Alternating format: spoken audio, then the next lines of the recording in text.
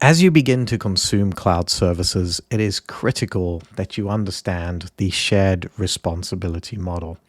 And this slide depicts all the key areas that you need to know about.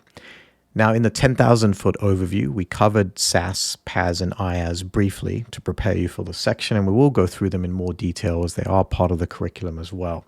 But first, you need to understand the shared responsibility model. And the way to walk through this is looking on the bottom left at the colors. We've got Microsoft in white, customer in blue, and then we've got the shared option here, which we'll come back to shortly.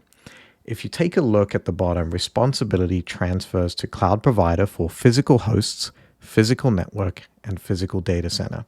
So regardless of SaaS, PaaS, and IaaS, that is always the responsibility of Microsoft to maintain for you.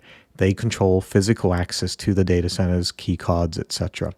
On-prem, obviously, if we were doing private cloud on premises, that would fall to the customer to be responsible for those areas.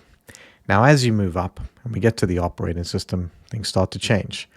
On-prem, obviously, still complete control. In fact, everything's always going to be under your control. IaaS operating system is under our control, but for PaaS and SaaS, it shifts. Network controls for PaaS starts to become shared, depending on the PaaS service. Depends who controls it and what's going on there. So things like virtual private endpoints, connecting your network to a specific network, that is something you control, but Microsoft still controls the underlying network and route tables, even though you configure them. As we move further up, you'll see another big call out here. Responsibility is always retained by the customer for information and data, devices, so mobile and PCs, accounts, and identities. And I think that's the most critical part to focus on here. You are always responsible for access, information, data going in there, your devices when it comes to connecting to Azure and consuming Azure services. But as you sort of move down, you can see physical hosts, physical network, physical data center, all under Microsoft's responsibility.